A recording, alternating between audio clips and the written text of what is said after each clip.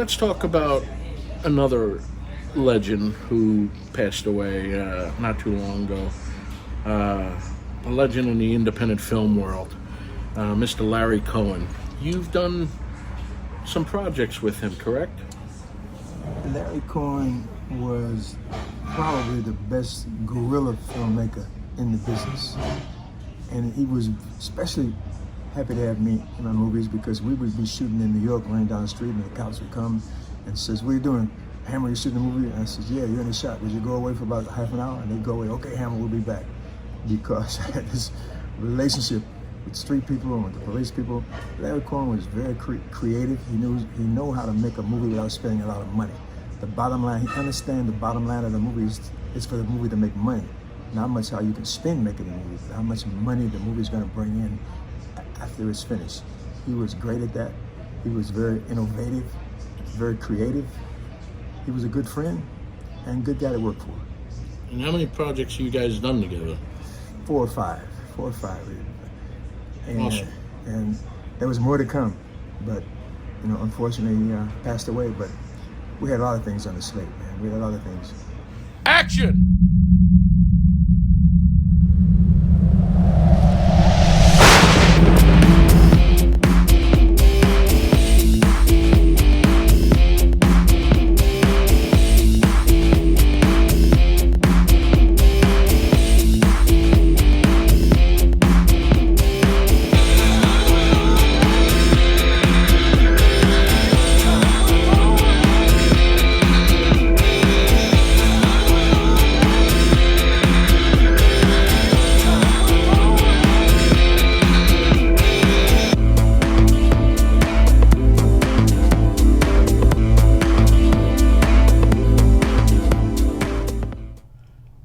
Welcome to another episode of Church's Hollywood Moments.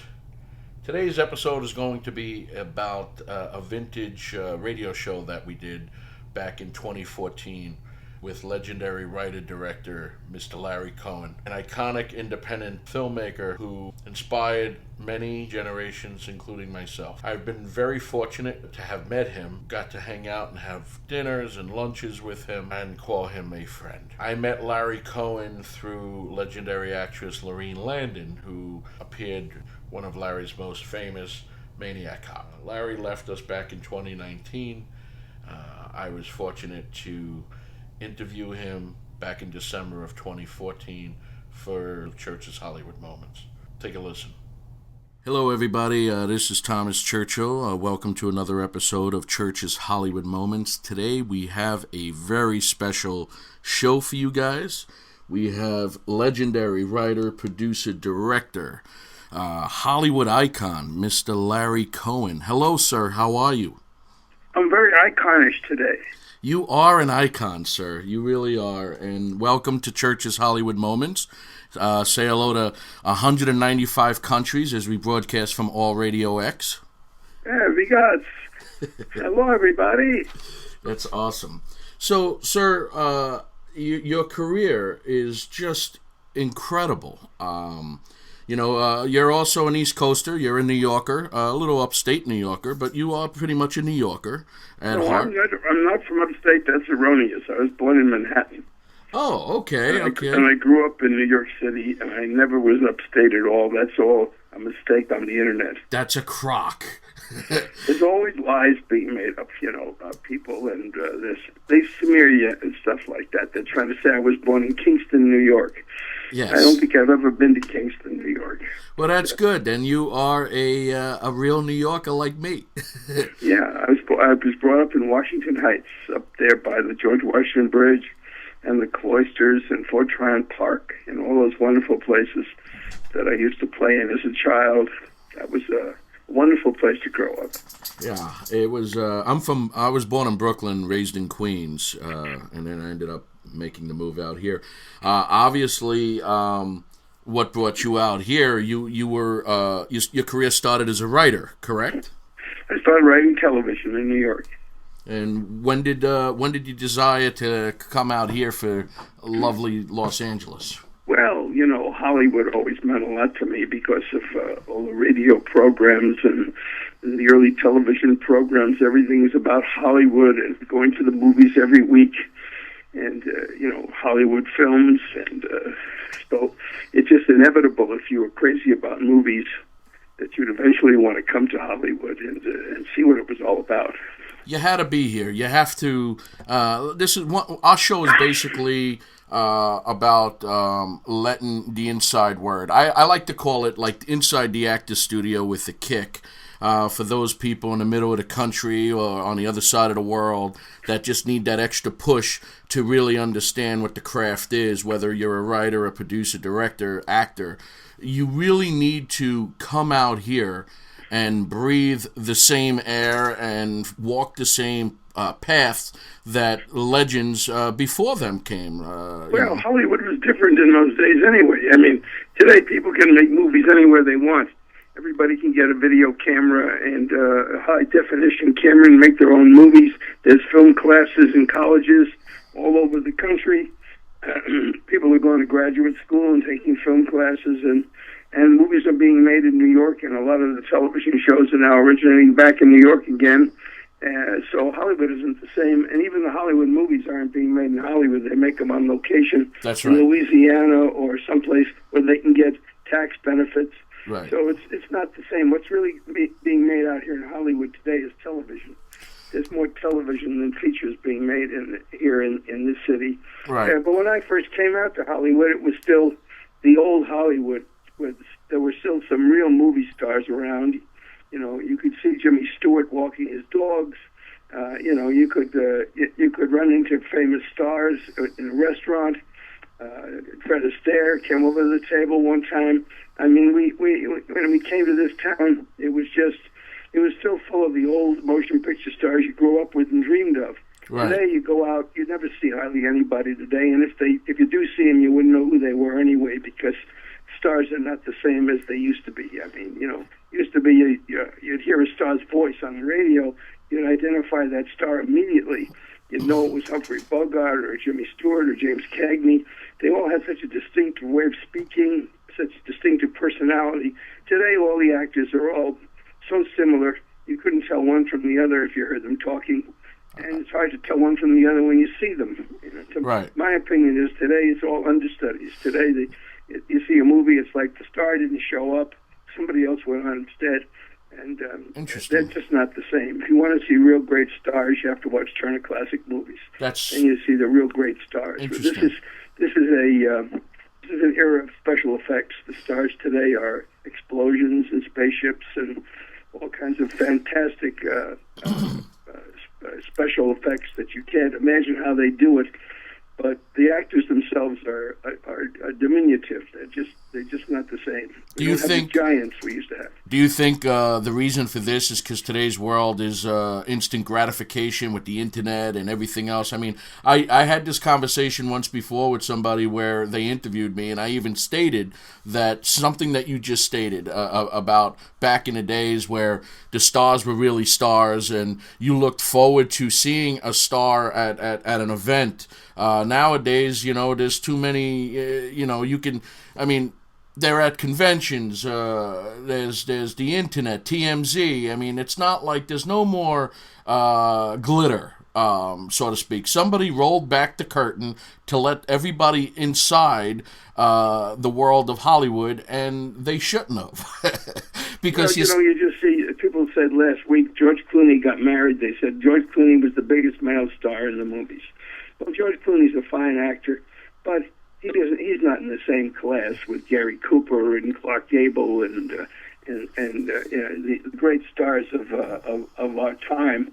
He's just an also-ran in comparison to those people who had such magnetic appearances on the screen. I don't think they're making people the way they used to make them anymore. People are different today. You don't see the uniqueness. I think. That you saw back in the 40s, 50s, and even the 60s.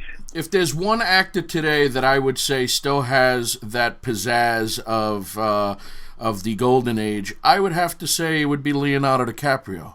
He's a wonderful actor. He's been in a lot of good movies and a few bad ones too. But I mean, he's a good actor, and he's definitely a star actor. In today's in today's world, he's a stellar attraction because he hasn't got that much to compete with, you know. But the only real star around today, and he's not working anymore, was Jack Nicholson. Now, if you heard Jack Nicholson's voice, you'd know right away it was Jack Nicholson. You can't miss him. I mean, he's unique. He has a unique personality and a unique way of performing, and he was a true movie star of the old style. You know, I'd say that in the old days, Leonardo DiCaprio would be a secondary actor. Right. Rather than today, by process of elimination, and the fact he's gotten some very good parts, like that part of Howard Hughes in Scorsese's film. Oh, The Aviator, great movie. That was one of his best performances. Yeah. I thought he was terrible in J. Edgar Hoover.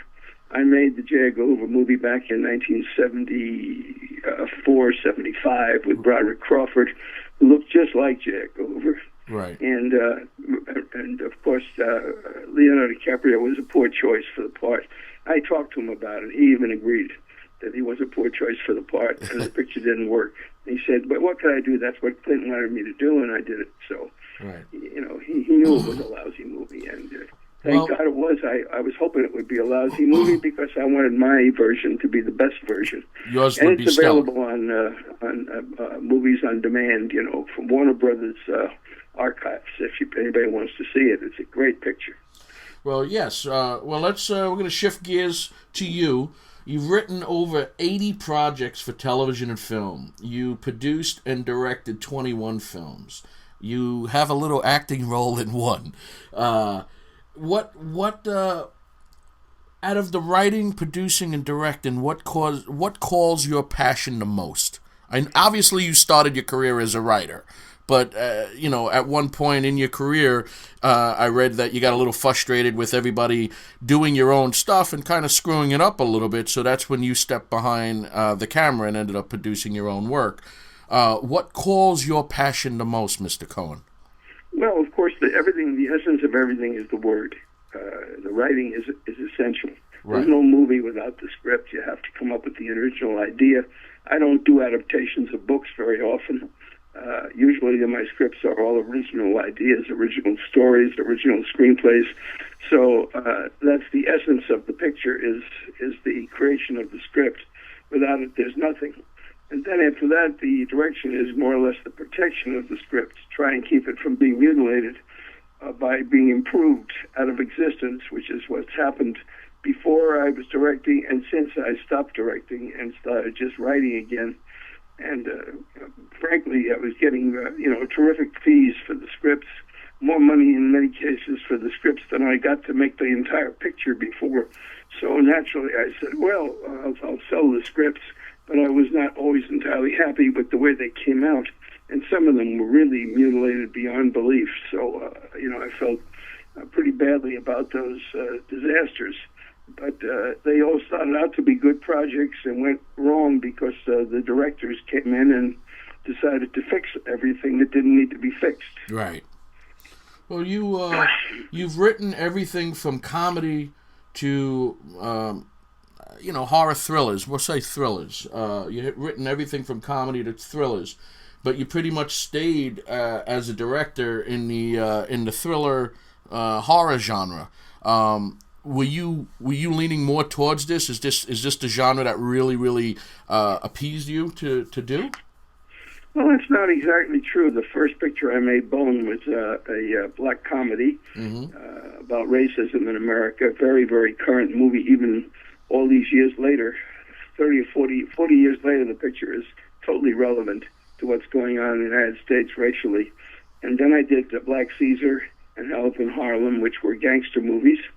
And then I did my first horror film, It's Alive, which became a huge success. Great film. And we eventually made 2 sequels to that. So, and then I went and did The Stuff, which is currently showing on Netflix. Love that movie.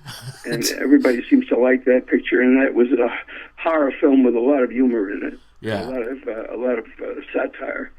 And we did Full Moon High, which was a comedy version of I Was a Teenage Werewolf. With Adam Arkin, correct? Yeah, Adam Arkin, who now has become a very notable actor and director. Right. As he's grown older, he directs episodes of many of the top cable television shows, and he's a great guy. Well, I noticed.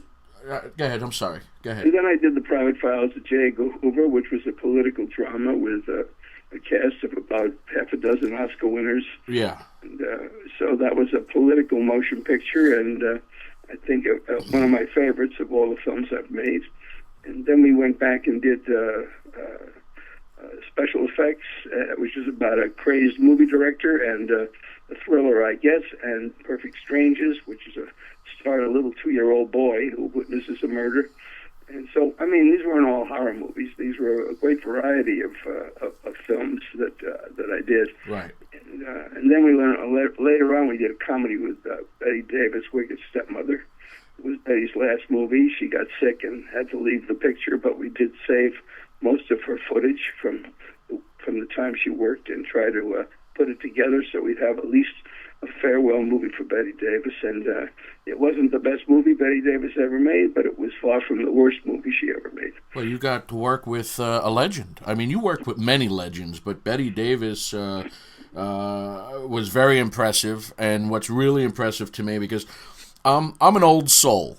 I'm sure you know a little bit about me as well. My last film that's available now all over is Lazarus Day, the Living Dead. It's a film noir styled thriller horror film, a homage to Hitchcock. And I'm bringing this up only because you actually had the privilege, the opportunity to meet and kind of work with him, didn't you? Well, we never worked together. It came close. He said he wanted to do a project with me, and he said to come back to California, and we were going to start work on it. But by the time I got to L.A., Universal executives had talked him out of doing it because there was an important element in the story of an abortion, and they were ticklish about having an abortion in a Hitchcock movie, so he backed out of it. So it ended up being made by Mark Robeson, a man who made some pretty good pictures like Champion and Harder They Fall and Bridges of Toko-Ri. He'd had a lineup of good movies, but Dead Is Gone Hunting was not one of them. He really murdered that script, and unfortunately, it was a dud. It would have been a great Hitchcock movie, and so that's what influenced me first to decide to direct my own movies. After Dead Is Gone Hunting was more or less ruined, I just said, I've got to do this myself. I've got to get these pictures made the way I want them to be made. How did you feel about Hitchcock's work and Hitchcock Well, himself? I thought his work was excellent, but not towards the end. And in the later years, he came under the influence of the executives at Universal and MCA. They made him a very rich man by giving him tremendous amounts of stock in the company. He was the second largest stockholder in MCA at one time. And he listened to them, and they just guided him poorly to do things like Topaz and Torn Curtain and things that just were not good. Family Business. Frenzy was the only decent movie he made over at Universal, and that was made over in England. Fortunately, he got away from the Universal studio a lot and went to England and worked with the man who wrote Sleuth. Mr. Schaffer wrote a very good screenplay, and Hitchcock did a very good job with it. It would have been better if he'd had, I think, Michael Caine instead of the actor who played the part. Hitch always worked better with stars. Yeah. Almost all of his movies played better if he had stars playing the leads. Mainly because he left the actors to their own devices most of the time, and stars really know how to take care of themselves. So, right. But the actor who played the lead in that was just an adequate actor. And but the picture itself was quite a good movie and a really good example of Hitchcock because it was so economical and so well paced and everything. So could have been a better picture, but that was the only picture he made during that last period of his life that was really worthwhile. The others, he was very unhappy over at Universal. Basically, he felt like a prisoner. Yeah. But he was a prisoner of his own affluence. Right. They made him so rich, and he started drinking pretty heavily. And so he and his wife Alma, who was really one of the brains of the operation. Alma was like an Agatha Christie kind of woman. She had a big influence on him, and a tremendous affinity for thrillers and mysteries and scary movies. And I think that's where he got a lot of his ideas. I think everything that he did was prepared before he came to the set, because he worked it all out with Alma beforehand, and she just deserves a lot of credit. She was this little tiny woman, and was very smart. Well, wasn't she the influence for him to go into to do the Ed Gaines story, which ultimately was Psycho? Well, I don't even believe that Ed Gaines connection. I never heard that before. That was in a movie that they did with Anthony Hopkins, where he was obsessed with Ed Gaines. That's not true. And Psycho was a book by Robert Bloch. Right. He just took the book and he adapted the book into a movie. That's where it is. It had nothing to do with Ed Gaines. I mean, that's absolute nonsense. That picture was pretty much nonsensical, but not as bad as the other one, which I hated the other one. Where he was trying to seduce Tippi Hedren. Yeah, I hated that movie. I did not like it. What would be the terrible thing that when you die, people can move in and make these movies about you. Yeah, they piss on your grave, and it's terrible. Wait a minute, Hitch, what do you think of those movies? Well, I wanted to know. I didn't like either of those films. I didn't care for the way I was depicted in those films at all. But I'm glad I'm dead. Wow, that's dead on, sir. I always could do Hitchcock very well. That's awesome. Awesome. I thought of calling up the studio and getting the head of the script department and saying, you must employ Larry Cohen on a 3-picture deal for me to work with him, because he's the best writer in Hollywood, and pay him whatever he asks. And then hang up. They could have fooled him. That's great. That's great. What would be your favorite Hitchcock film? Strangers on a Train, probably. Nice. I talked to Hitchcock about it. I said to him, I saw that movie 40 times, Hitch, and we were having lunch one day at his office at Universal, and in truth, he was very lonely towards the end, and he jumped at the chance to have lunch with anybody. So I wasn't that special. I was just somebody that he could have out there to talk to. Oh, you want to go to Cantor's? Here we go. Yeah, well, we'd always have it in his office. Right. He always had the food brought up for the commissary.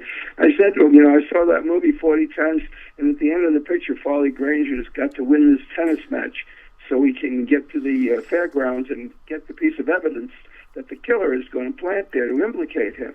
I said, but Hitch, the easiest way to finish a tennis match is to lose. But he has to win the tennis match.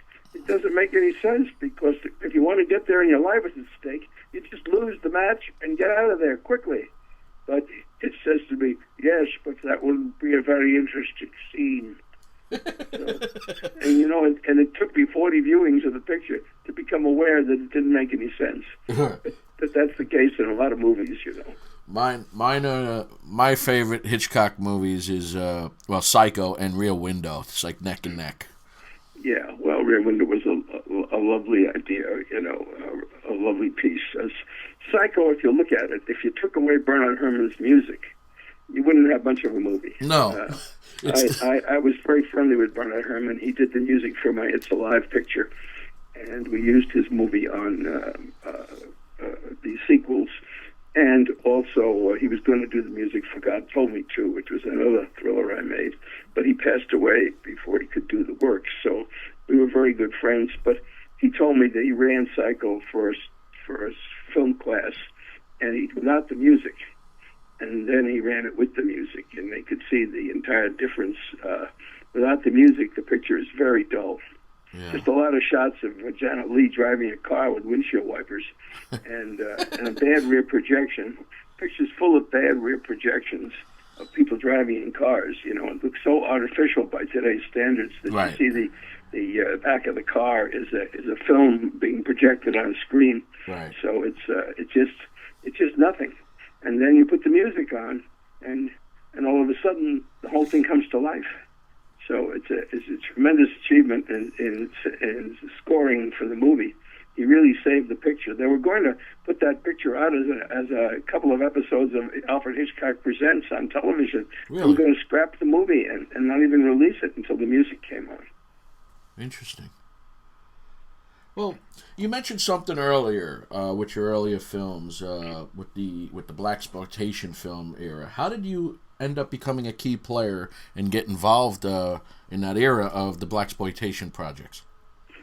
Well, I never even considered them blaxploitation. It was just a gangster movie with black actors. I mean, it was no different than Public Enemy or Little Caesar or Right. Scarface.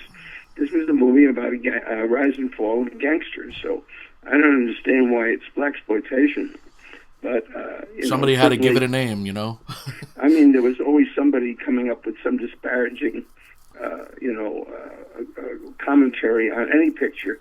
And of course, there were a lot of pictures that were blaxploitation because they were just plain junk. And where the black actor would just beat up a lot of white people and kill everybody, and then and go off and be the hero. But in my film, it was the rise and fall of a black gangster. He rose to the top, but he was betrayed by his friends and those he loved, and he loses everything, and he ends up back in the slums where he grew up. And it's just like Little Caesar or Scarface, Right. the rise and fall. So it wasn't a black exploitation picture, nor was the later one I did years later, the reunion of all the black actors of the period, and that was Original Gangsters, which they asked me to come back and do. And that had Jim Brown and Pam Grier and Fred Williamson and Superfly and Shaft. Everybody was in that picture. So, Yeah, I enjoyed that film. yeah, it was a good movie, a very good movie. Got great reviews, and it was a quality picture. I don't consider these things blaxploitation. Right. Now, one of your films, It's Alive. Sometimes on this show we talk about remakes and the Hollywood cycle, the recycling things.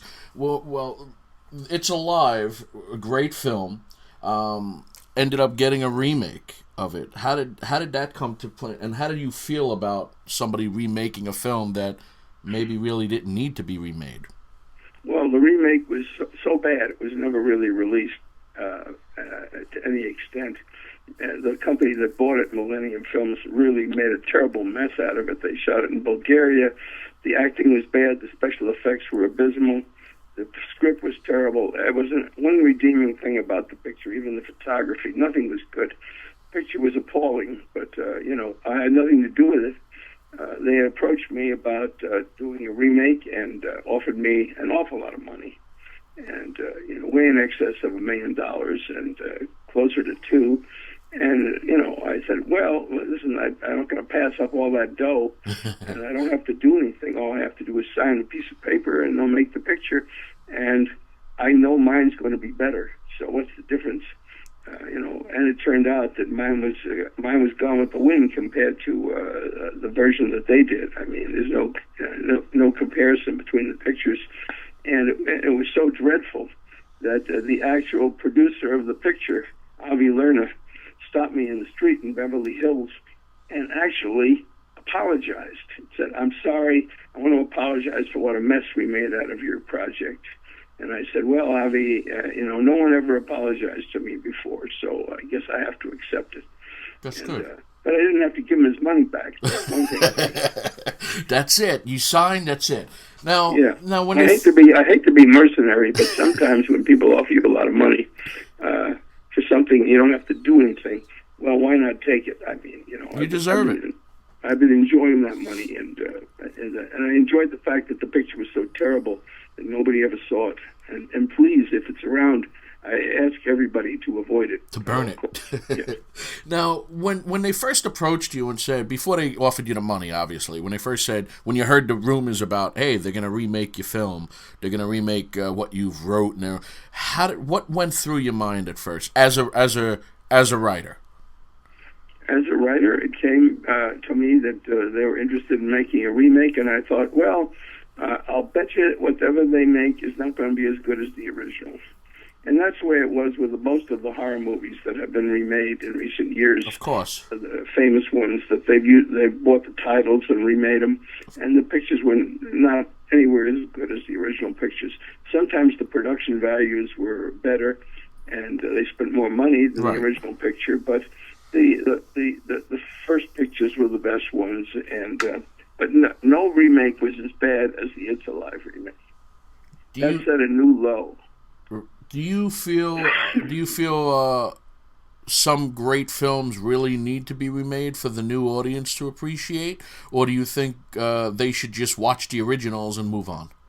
I think they should watch the originals, but the problem is people in Hollywood now are so lacking in imagination. Right. They don't know what the hell to make. They have no creative ideas, so they want to reach out and grab some established property and remake it. And think, well, now we got something that is a famous established property. How can we go wrong? But they usually do go wrong. It'd be nice if people would sit down and come up with something original rather than trying to do sequels and remakes and sequels. I mean, it's pretty tiresome when you end up seeing the sequel and it's the same movie again that you've seen twice before. I mean, maybe this goes over all over the world. I think they're thinking of the world market now, where it doesn't matter what the characters and the story is, as long as you just throw a lot of explosions on the screen. Yeah. Dumb it down for the audience and take their money and move on. A lot of visuals that you can sell over in Asian countries and Europe. And, I still hearken back to the era when you had a good script with good characters and good twists and good story points, and you could entertain the audience with something that had some degree of quality. Well, from remakes and sequels, let's talk a little bit about a prequel. You are the mastermind behind the series Maniac Cop. You wrote them and produced the series. And there's rumors around, as well as on the IMDb, that you're attached to write a prequel to the Maniac Cop films. Can you tell us a little bit about that? Yeah, there's talk about doing either a remake of the original or a prequel. They didn't hire me to write the script. They got somebody else, and they've got a script, and I read it, and I gave them suggestions for 6 additional scenes, and they took my suggestions and incorporated those scenes into the script. Okay. And I don't know what the status of it now is. It's supposed to be made by some European companies in conjunction with Bill Lustig, who was the producer and the director of the original pictures. And so Nicholas Winding Refn is supposed to be also an executive producer. Nicholas did a picture called Drive, which was quite successful in America. Yeah. And he's made some interesting films, and he put the thing together. So, but I have no real day-to-day involvement in the picture. They decided to go their own way, and once again, it's one of those situations where they pay you and they go and make the picture. Right. So I can't vouch for what's going to come out of there, but I made an effort to contribute to the screenplay, and they seem to take advantage of all the suggestions I made and see if the picture works out. Yeah. There should be another Maniac Cop because there's so much interest in the 3 original pictures. The first 2 pictures were pretty good. The third one was pretty bad. So the third one was one of those cases also where we sold the script and the property to a company, and they decided to go their own way with it, and they butchered and then they rewrote the script and changed things, and as soon as they started changing things, everything started falling apart. Right. So the third one was kind of a mess. But the first 2 were pretty good. And I was hoping that the new one would be good also. And we'll see what happens. I don't think about it very much. I wait for the phone to ring and someone call me up and tell me that the picture's going to go ahead and ask me to take a look at the shooting script and see if there's anything else I can do to help. I'm always there for them. Would the prequel, from what you read, talk about early days of the Matt Cordell character? It wasn't really a prequel. It was another Maniac cop. Oh, okay. With some flashbacks into the early story. Oh, okay. But it didn't dwell that much on the origins of the Maniac cop. Oh, interesting. So it's kind of like a reboot, so to speak.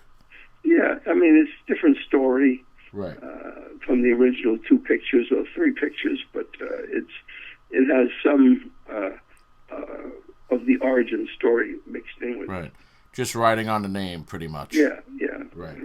Now, on another thing we normally like to know with our guests, pretty much we ask some cool questions like, who or what inspires you, Mr. Cohen? Well, I inspire myself. I hate to seem too egotistic, but I get worked up on myself. The day doesn't go by that I don't come up with some idea that I can scribble down on a pad so I don't forget it. And then I have to make the choices of which ideas I have come up with that I would like to move forward on. But now I've got an abundance of unproduced scripts that I've written. As a matter of fact, I have a website called LarryCohen Filmmaker with 2 M's, Filmmaker, LarryCohenFilmmaker.com. And on there I have a section called Movies for Your Imagination, and I got 10 scripts on there that were never produced. And you can read them and enjoy them and act them out yourself and have a party and, imagine your favorite stars and play your favorite movie music. And there you've got 10 Larry Cohen movies available for you for free. And so I urge people to take a look at them. And many of them have been sold and reverted back to me. Many of them have been optioned. One script in particular I made over $1 million on, and I still own it. So I put it on the internet. Why not? Wow. So they're all there for people to see. And, if anybody's interested in Larry Cohen's movies, there's 10 movies you never saw, and you can imagine them and have a good time. I think screenplays are very readable, particularly mine. They're as readable as a novel, and I try to write them in such a way that they're fun to read, and they're not too technical. Right. Some screenplays are very hard to get through if you're not in the business, but these screenplays are just kind of fun to read, and you can, and one of them is about Alfred Hitchcock. Oh, really? Yeah, and it's 10 times better than any of the movies that were made about Alfred Hitchcock. What's the name of that I was one? going to do this one with Peter Ustinov as Hitchcock, and we were moving along, and Eli Wallach was going to be in it too, to play Bernard Herrmann, who was the composer who worked with Hitchcock. And, right. And we were going to make the picture, and then, of course, before we could get all the elements put together, Peter Ustinov passed away. So that was that. But he was a wonderful man, and he loved the script, and it was an extreme compliment to me that someone as erudite and experienced as Ustinov, both as an actor, director, and writer himself, would have admired this script so much that he was willing to do it. And he told me it's one of the best scripts he ever read. What's the name of it? There it is, The Man Who Loved Hitchcock, and it's available on LarryCohenFilmmaker.com. The Man Who Loves Hitchcock. Man Who Loved Hitchcock, yeah. Awesome. And it's there. So who knows? Maybe someday in the future it'll be made. I don't know, because the first 2 Alfred Hitchcock movies were not really too successful. Well, they did the whole Hollywood thing over it. They added the whole Hollywood pixie dust to the storyline. I mean, being an independent... They were trying to do a biographical Hitchcock. Yeah. In mine, it's just a thriller. Right. Hitchcock involved in I put Steven Spielberg in there too. Really? So if you want to see Steven Spielberg and Alfred Hitchcock going out to solve a murder together, it's kind of fun. That's awesome. Now, on the flip side of that coin, who or what scares you? Nothing scares me particularly. I mean, I do lock my doors at night, but the world scares me. I mean, we're in a period now which is a pretty scary period when there's terrorism and disease floating around that could kill a lot of people. And, the news is what scares me. That's unfortunate. But I guess we've always gone through threats. I grew up. World War II was on. It was always the case that maybe the Nazis would win the war, or the Japanese would prevail. I mean, we were in pretty sad shape for a while during World War II, with our asses getting kicked everywhere. Right. And yet we ended up prevailing, and then the Cold War with the fear of nuclear attack. So there's always been some kind of terrible fear cloud hanging over people, and now we got this insane terrorism, and now we've also got a disease that is threatening to spread and kill millions of people. So there's always something more frightening in reality than anything you could ever put in a film.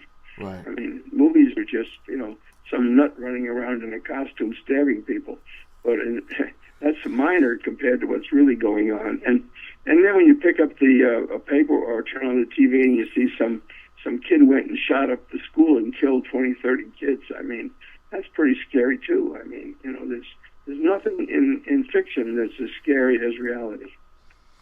Wow, you're absolutely 100% right. It is a terrible time. It is a scary time. It's always been a terrible time. But I was trying to point out, no matter when you think back, it's always been a terrible time. But I think it's always been something more horrifying. Nothing could be more horrifying than the Nazis. But now you got all these terrorist organizations. So right. I mean, there's hardly any difference. There's always some evil force in the world, and there's never an end to war. It's always one leads to another. Right. There's never any peace. Human nature and the human race seems to be predicated on one war after another. Right. It's just so sad to see that that the world could be so wonderful at peace, and everybody could be so kind and generous with one another.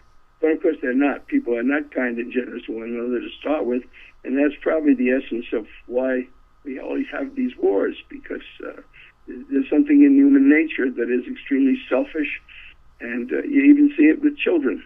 You can't put a bunch of kids together without one kid punching the other and trying to take away their toys.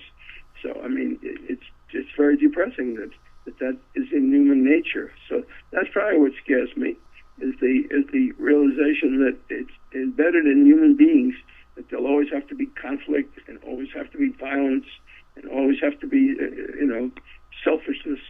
So I wish I could say that it would be different. Now, do you think with today's instant gratification type, with the instant news, and you can get the news and the internet, everything the way it is now, more accessible to people, do you think it just seems like the world is more terrible now than it was back during World War II or during the 60s? No, nothing could be more terrible than Pearl Harbor. But see, there was no internet and nothing. nothing. We had 9/11, which was probably equal to Pearl Harbor or worse. I would agree with that. New York City. I would agree with that. I was there for that. That was probably one of the most terrifying things any of us ever saw. The period back in when everyone was being assassinated. Yeah. First President Kennedy, then Bobby Kennedy, then Martin Luther King, who preceded him and also was assassinated, Malcolm X. I mean, there was a period there where everybody was getting assassinated. I mean, what a strange period. I mean, talk about frightening. You didn't know what the hell was going on in the world. Right. Everybody, all the leaders were getting themselves assassinated. So, I mean, this is certainly a chaotic period, craziness. Right. So there's always something. And there's nothing more unbelievable or fantastic than reality. If I wrote the stuff that happens in reality, no one would believe it. No one would buy it. Right. No one would accept the fact that a president could be assassinated and that his brother could be assassinated. Nobody would buy that. They'd just say, that's not possible. Just couldn't happen. Right. Or that a bunch of guys could hijack a couple of planes and fly into skyscrapers in New York City and destroy them. I put that in my J. Edgar Hoover movie. there was a guy in one of the scenes who hijacked a TWA plane in Washington and said he was going to crash it into the Pentagon or the White House.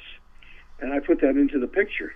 And it actually had happened. There was a guy that did that, and they managed to get the plane back and kill him. But, it was in the movie that he was going to do this. And somehow, even though it was in the movie and it was about the FBI, and a lot of FBI people and government people saw the movie, nobody ever thought to consider that possibility of an attack from a hijacked airplane. It just never occurred to them, even though it was in my movie in 1976. So there you are. I mean, what can you say? Right. Interesting. Now, switching gears a little bit, okay. we like to... I just felt those gears switching. Boy, that was good. We like to ask our guests a question called what's your Hollywood moment? What is the first thing that came? Who was the first celebrity or star or your first Hollywood moment, in the sense where once you made the jump from New York to Los Angeles, you realize, wow, I'm really in Hollywood. I'm here. What would be that story? Well, my best Hollywood moment was when I met Marilyn Monroe. Oh my God! Yeah, because that was in New York. Oh. She was in New York to appear for a charity event at the Madison Square Garden for the opening of the Ringling Brothers Barnum and Bailey Circus. It was going to be to raise money for charity, and I was trying to crash. I was working at that time as a page boy at NBC. And I had an NBC press pass. It was a phony, but it looked real. and it was supposed to be a pass to admit the press to NBC studios. But it said NBC press pass on the front, and I put it into a laminated pack, and so you couldn't see the back of it. And I was using it to get into the movies for free and crashing other events. And I thought I could crash this event at Madison Square Garden, and I was backstage in the stage entrance inside, trying to talk the security people into letting me in. And suddenly the door opened, and in came Marilyn Monroe. Oh, my God.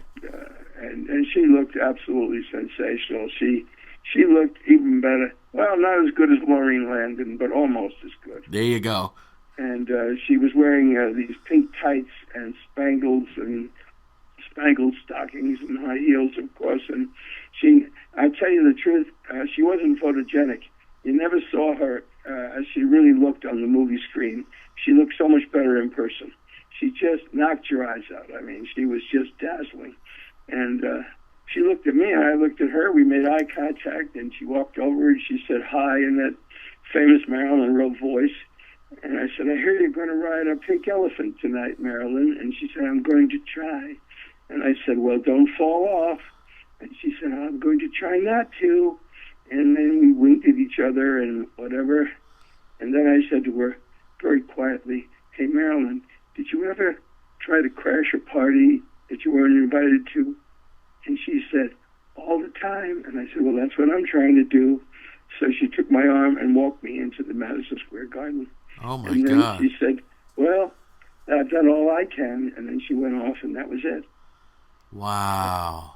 So what a wonderful little encounter with Marilyn Monroe. That is amazing, sir. I didn't have to go to Hollywood for that. No. I mean, you got to meet the two greatest people that when I think of Hollywood, I think of those two people. Is Alfred Hitchcock and Marilyn Monroe. Yeah, it was kind of sad, poor Marilyn, what happened with her life and everything, that it wasn't as wonderful as it should have been. But she certainly, when she wanted to play that character of Marilyn Monroe, she was dazzling. It was an act, Of course it was. That wasn't her, but right. it's the act that she knew how to create and to just like Jack Benny pretending to be the miser. It was an act that these people took on a persona. That the audience loved that persona, and that's what they sold. Right. See, just to show you the love that I have, I mean, as I said before, my latest movie, Lazarus, Day of the Living Dead, is a strict homage to Alfred Hitchcock. And my newest film that we're working on, Maryland Zombie Hunter. Don't let the title fool you. It's a strong version of Maryland just fighting, being like a sort of like a superhero. And Lorraine's actually in that film, and so's a few people that you ended up working with. Fred the Hammer is in the film. Fred was the first person I ever met as a child in New York in Central Park. My dad took me to the zoo on a Sunday while my mom was home preparing Sunday dinner. So my dad took me and pointed him out, and he says, "See that guy over there?" And Fred was walking with a lady, and he says, "That's Fred Williamson. He's a movie star." I let my father's hand go, and I walked over to Fred, and I tugged on his elbow. He was wearing a black jacket that said "The Last Fight" on it. I'll never forget that. And I tugged on his sleeve. He looked down at me, and I said, "Hello, Mr. Williamson. I want to be just like you." And he smiled and said whatever he said, and that was my first Then he hit you, right? Yeah. Right? Then he kicked me in the nuts. No. Yeah, right. That was it. That was Fred. Yeah. So that was the very first my Hollywood moment, and him and I have done numerous horror conventions together, but it was about 4 years ago where I worked up enough nerve it was him and I was in the green room, and I went up to him and I started telling him, it was just him and I started telling him the story, and he sat back, and you could see in his eyes that he remembered that kid coming up to him. And, really? How many kids did he hit? I mean, right? How often did he hit a kid in Central Park? Oh, that's all. So he hit you in the green room again, right? He kicked me in the nuts again. So he's a very violent guy, yeah. But the thing about Fred was, in all the movies that I made with him, and I made 3, he always made me do the stunts before he would do them. Really? Like, I'd say to him, "Now, Fred, when get in the cab, and then when the cab goes around the corner, you throw yourself out of the cab onto the sidewalk." And he'd say, "Oh, okay, Cohen, you do it first." So then I'd have to go and throw myself out of this taxi cab, and I'd hit the sidewalk, and I'd be in agonizing pain, and I'd get to my feet, and I'd say, "See, Fred, nothing to it." And then I'd go around the corner out of sight, and I'd scream in pain. And Fred would do the same stunts, and he'd get up and he'd say, "Cohen, you're right. It was nothing." And then he'd go around the corner where I couldn't see him, and he'd scream in pain. And that's what we did through the whole picture of 3 pictures. I had to do all the stunts first. That's directing, I guess. That's funny. Speaking of directing, your first film, Bone, how was it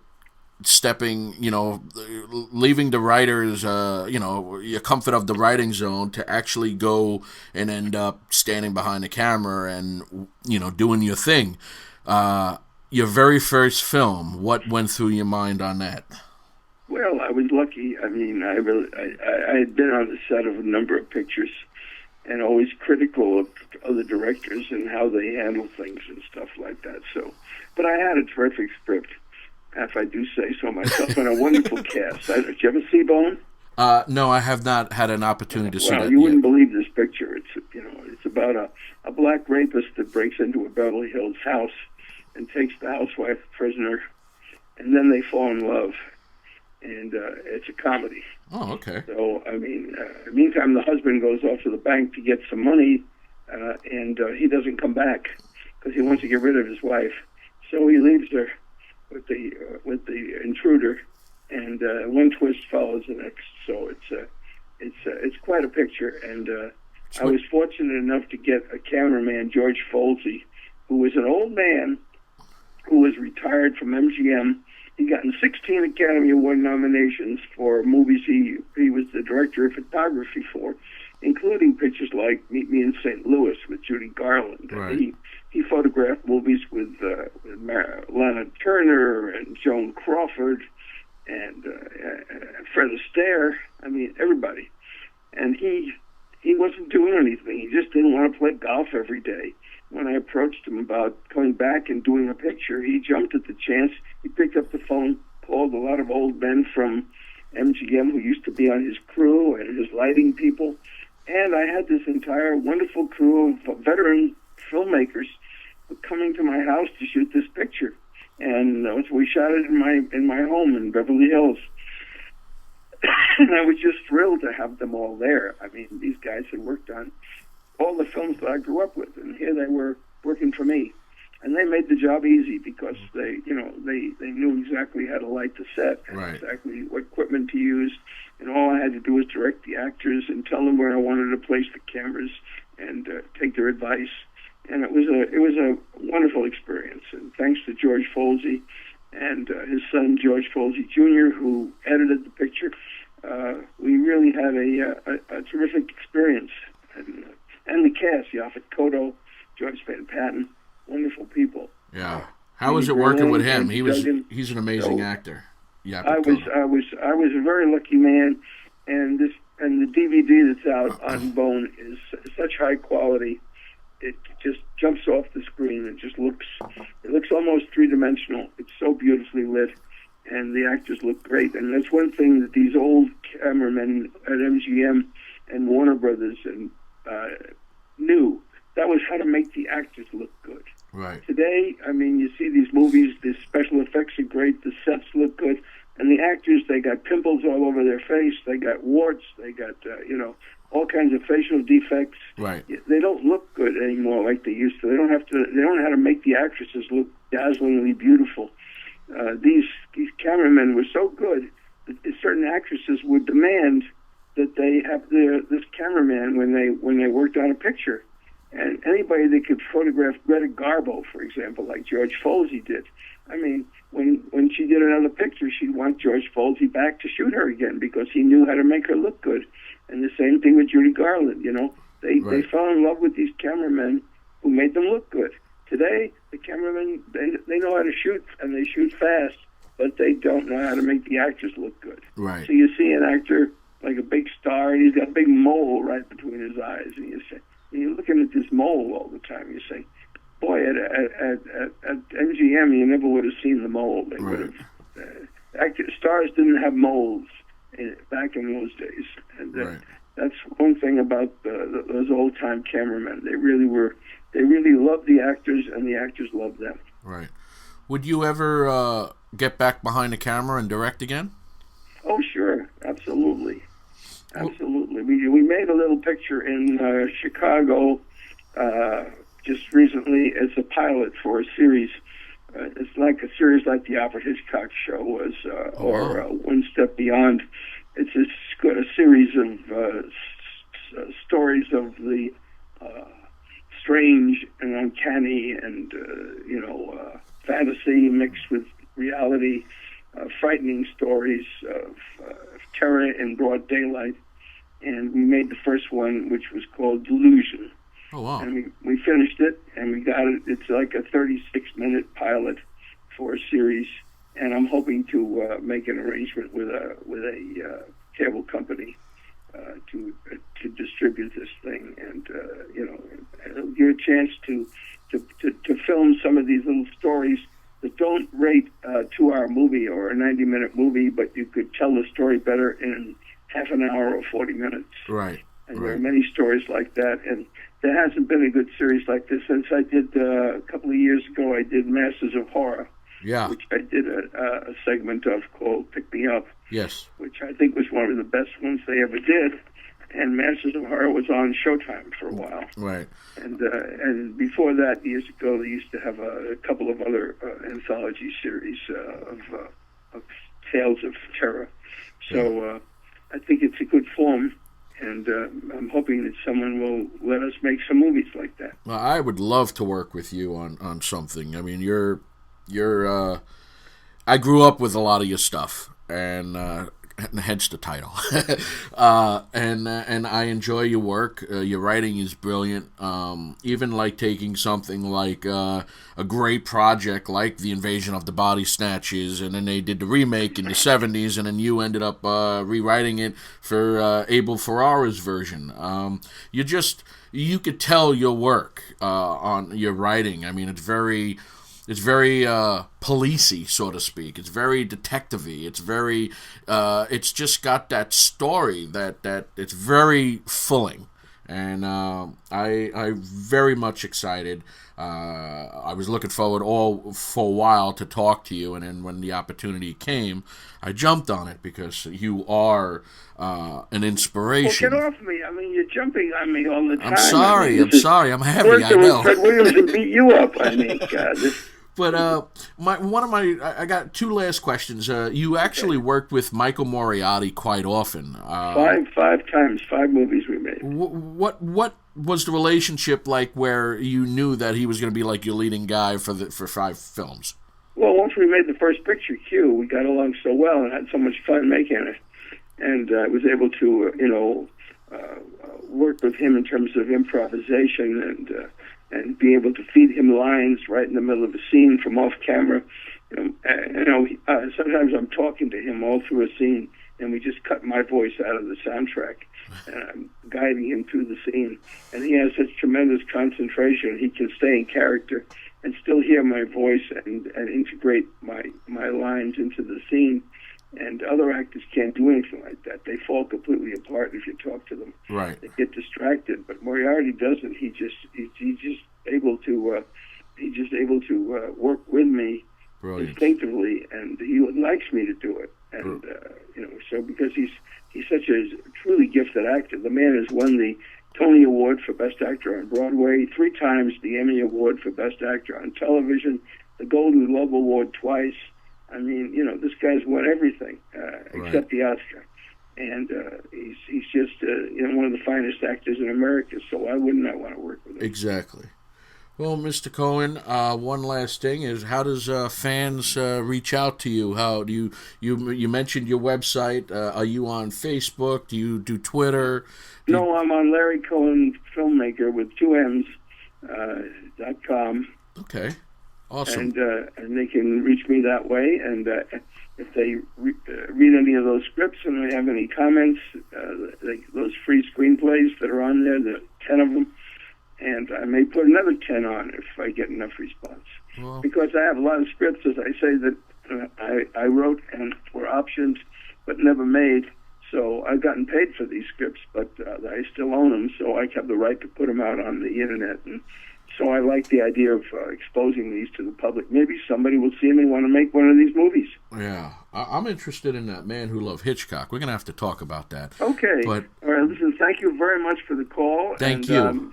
Pleased to be on your show. Thank you very much, Mr. Cohen. Anytime you want me back, I'm love to come. Thank you very much, Thank you, Mr. Churchill. Cohen. Bye-bye. Have a great day.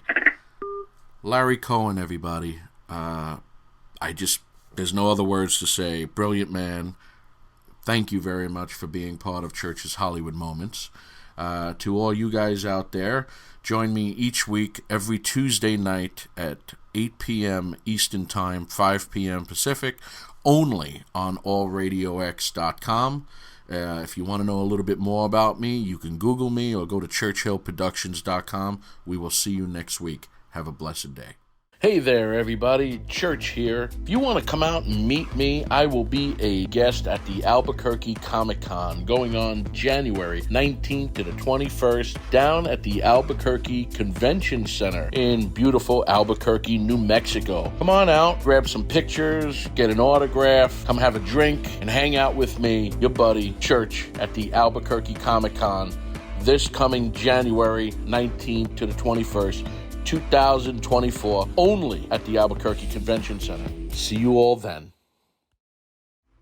I want to introduce you all to a new sponsor of Church's Hollywood Moments, Slotto Cash. Slotto Cash is an online casino with fun slots to play. Scan the QR code here, open an account, use code SLOTTO16 for 116% instant deposit bonus for all new players and 116 free spins on their Lucky 6. They do require a minimum deposit of $25 and have different terms and conditions listed on their website. Slotto Cash celebrated their 16th anniversary. We are growing here at Church's Hollywood Moments and getting interest from new companies for sponsorships all around the world.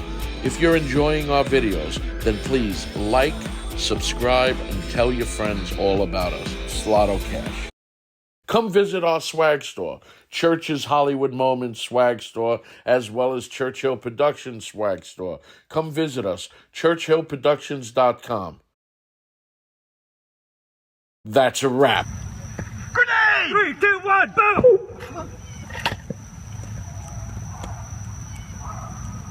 Stay, hold. Hold, don't move.